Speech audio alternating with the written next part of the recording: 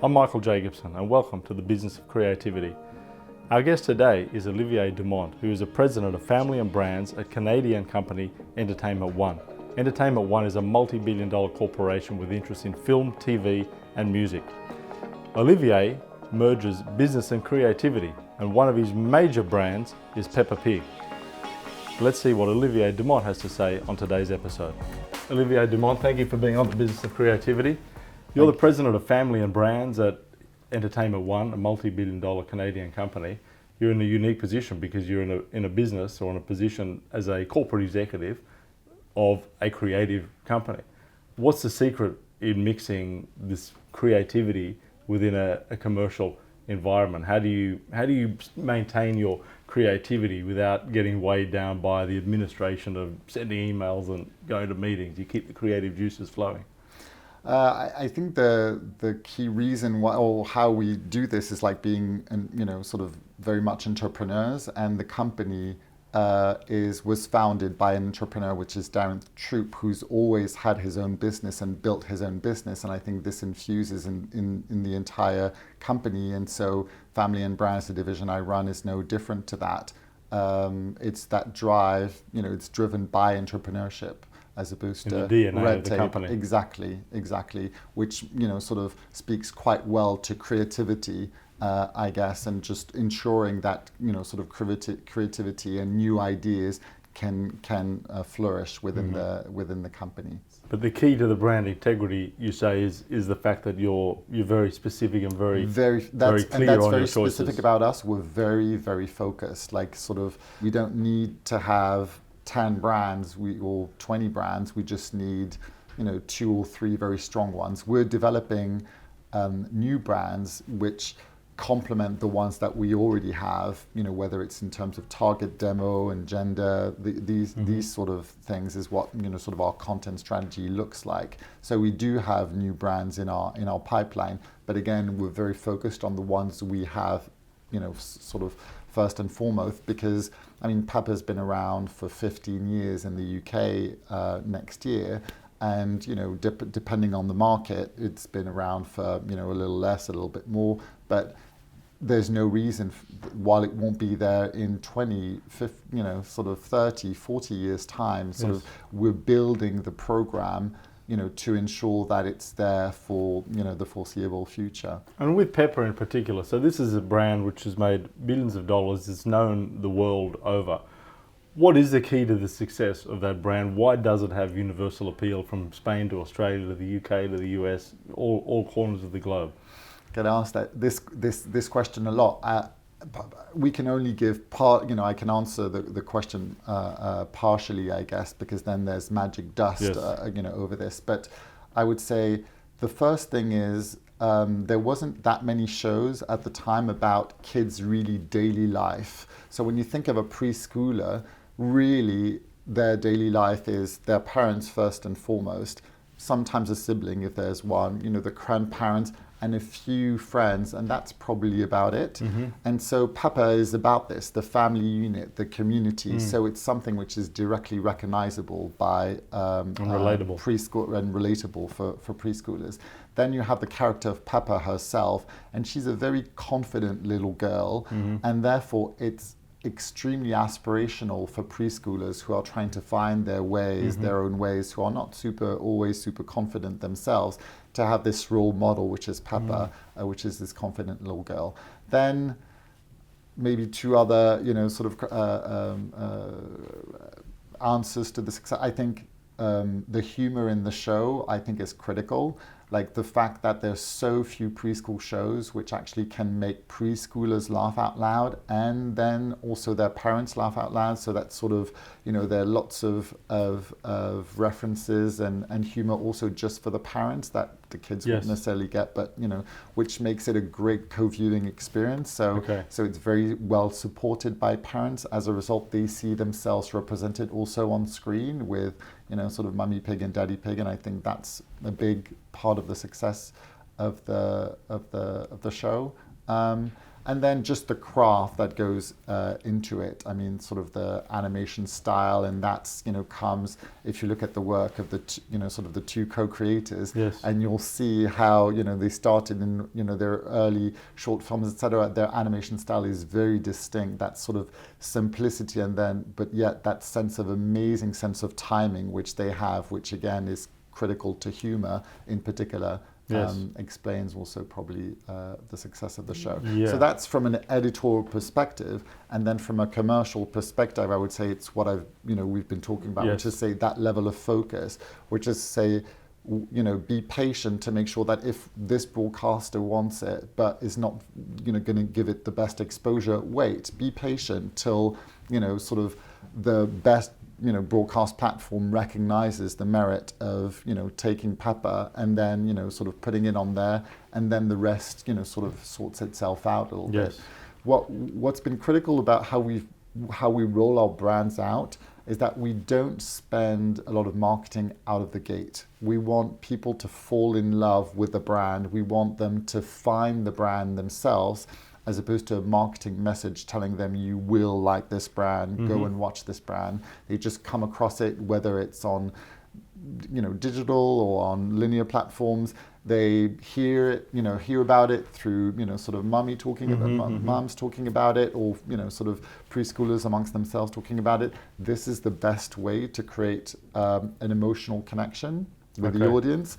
And then the rest can, sort of, come in, and then we do spend more in marketing to sustain the brand, or to, on new marketing themes, or making sure that the brand stays fresh. That's more how we, sort of, we do things. So ultimately, we just want to make sure that people find the brand so that it's available to them on as many platforms as possible, and the best platforms as possible.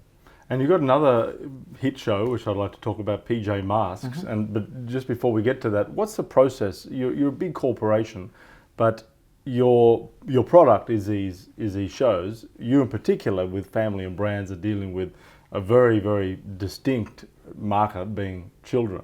Yes. And how do you actually determine what kind of show, be it PJ Masks or so, what kind of shows that you pursue? Because it's not like a property developer who can say, okay, I'm going to build a property here, we're going to do feasibility study, and this city needs this amount of apartments.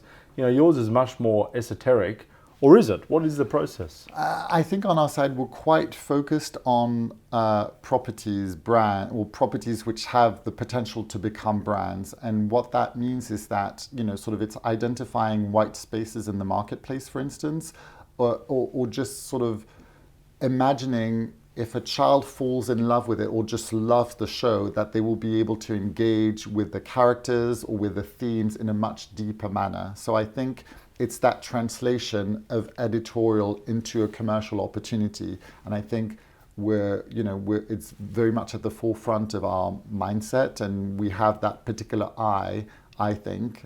We'll see, with the next one coming up and the next one coming up, how much we can, sort of replicate this. It's very hard, because again, that magic dust in terms of kids falling in love with the characters is always that it's challenging.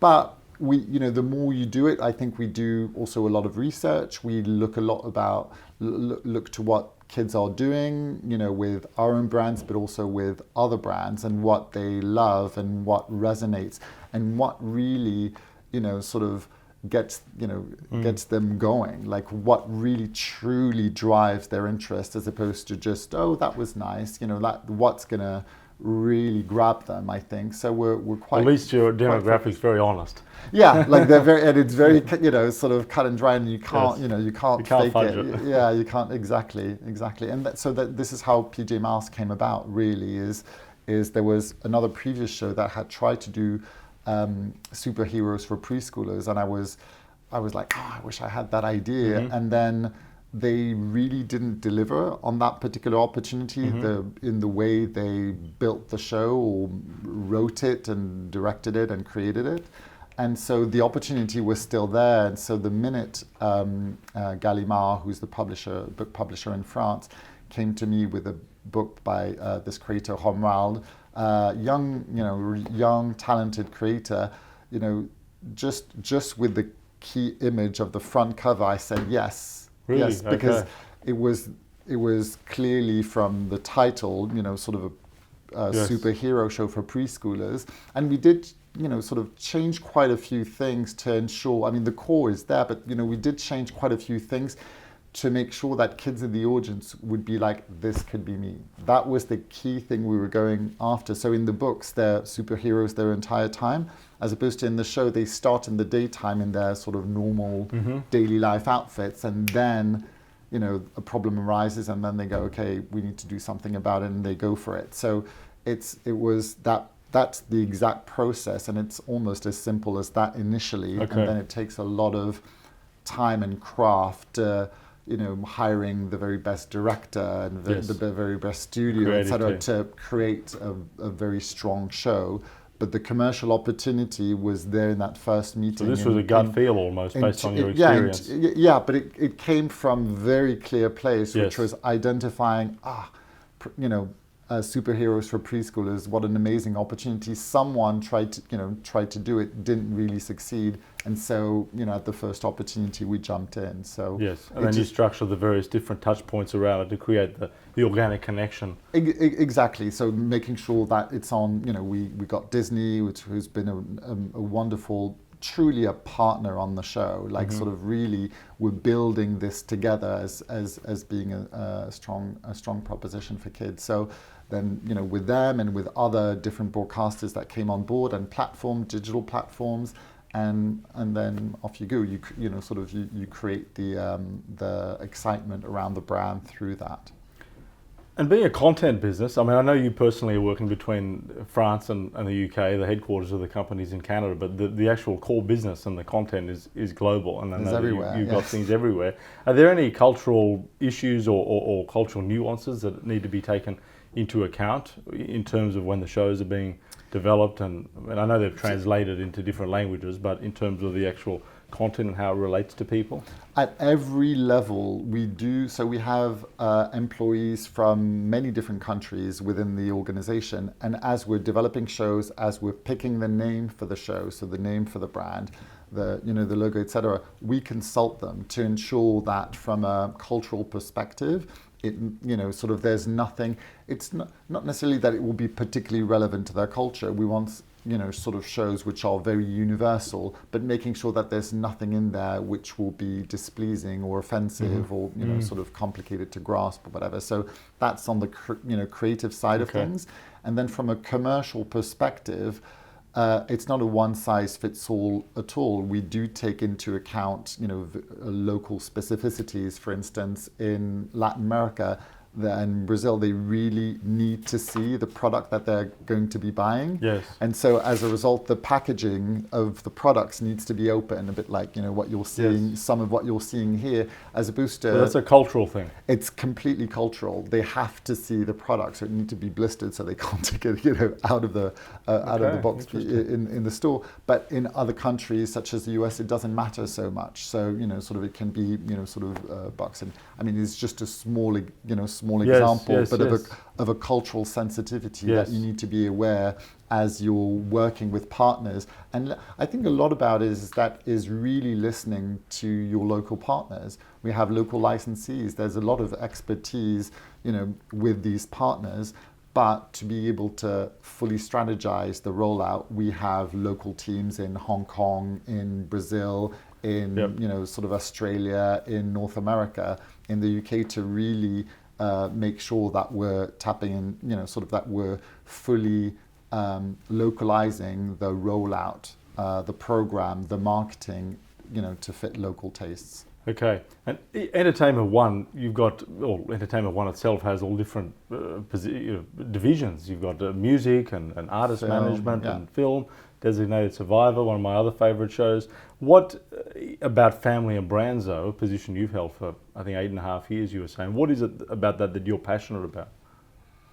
What I'm passionate about is really taking something all around the world. I mean, it's quite sort of, that's what drives me. So the transition from meeting a creator and being able to sort of do a deal with that that creator, and being able to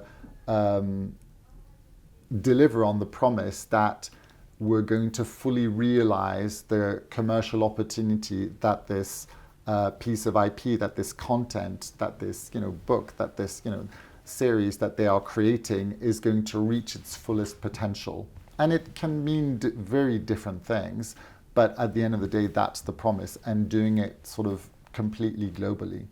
And how do you, in terms of the team that you're managing, a team, obviously a global team, how do you strike that balance in between, I mean, that's your passion, but how do you then strike the balance between the execution of the innovation around the creativity, around the brand, and the nuts and bolts commercialization? Because I would imagine you basically have two sets of people, two core skill sets, or has everybody managed to bridge that gap between execution and the creative sort of right brain side? That's an interesting point. I mean, I think at the end of the day, we're crafters, and that's what unites both sides. So I don't know how much we're truly innovators, as opposed to being able to really identify core needs, being able to identify and answer these needs through the creation of not only the content, but how we roll it out, the types of products which are made, which are, we are careful not to brand slap things, and so therefore, making sure that the licensed products stay true to the core values of the brand, and what again really gets the, what's at heart, the core drivers of why kids love it. So making sure that this is reflected in all the products that we make, etc. So I think overall, that's how you unite both sides. It's the crafting bit. It's being, again, very focused and determined in exploring all avenues. And I think that's what unites both sides. And in closing, where do you see this division in 10, 20 years into the future? Where would you like to take it, or where would you like it to be? I think on our side is really ensuring that we have still a few brands, so not, sort of not 20, but a few brands targeting the different genders and target demos which are available to us. So, we're obviously very strong in preschool right now with two of probably of the three largest preschool brands in the world. We want to now expand also in other, sort of slightly older kids, targeting on sometimes primarily girls or primarily boys. I mean, the shows that we make need to target both demos, but in terms of the core drivers from a licensing perspective, are slightly more skewed to one or slightly more skewed to the other. So this is what we're trying to achieve. So in 5-10 years time is the same. We're a brand management division, that's what we're always going to be, but having brands which are targeting also other demos. So we own, if you want more of we don't just stick to preschool, that our brands also touch older children and not just preschoolers. I think that's where we're going. And Entertainment One, you're in a pretty unassailable position in terms of your market share. So I want to ask you for some advice for some smaller people. There's a lot of smaller production companies, smaller producers, people who are startups or people who actually have a good idea and they're not quite sure how to commercialize it. One of the biggest reasons for that is not just their lack of resources in terms of corporation and corporatization, but a reticence sometimes of the investment community to understand true innovation, and certainly in this space. What do you say to the investment community about how investable creativity can be? Because it is investable. You've managed to strike the right balance. You're doing it in a very organic way, as you say, but yet you're producing a pretty decent return back for shareholders, but in a way that keeps a brand integrity. But how do you, if you were in a room with investors, what would you say to them about why they should invest in content, in production companies, and in people's entertainment businesses? I would say the answer, is almost twofold. There's investors and then there's, those smaller companies. To those small companies, I would say sort of make sure you have a clear understanding of the commerciality. If you're trying to make, sometimes it's just a show that you're trying to make and that's fine. But if you really want to make a brand, really think hard about, how does your creative idea translate from a commercial perspective, and go in sort of toy stores or sort of to see what's out there, to understand why, and really get to under the skin of why this particular brand is successful. And really that would be my advice, because we find a lot of companies or creators that are developing something which have great licensing potential, and when you make them think, they're like, okay, yeah, maybe a plush, and beyond that, maybe not much more. So just really getting them to think about how their creative idea can be executed from a commercial perspective. To investors, I would say, so it's almost sort of the same thing when you're evaluating opportunities.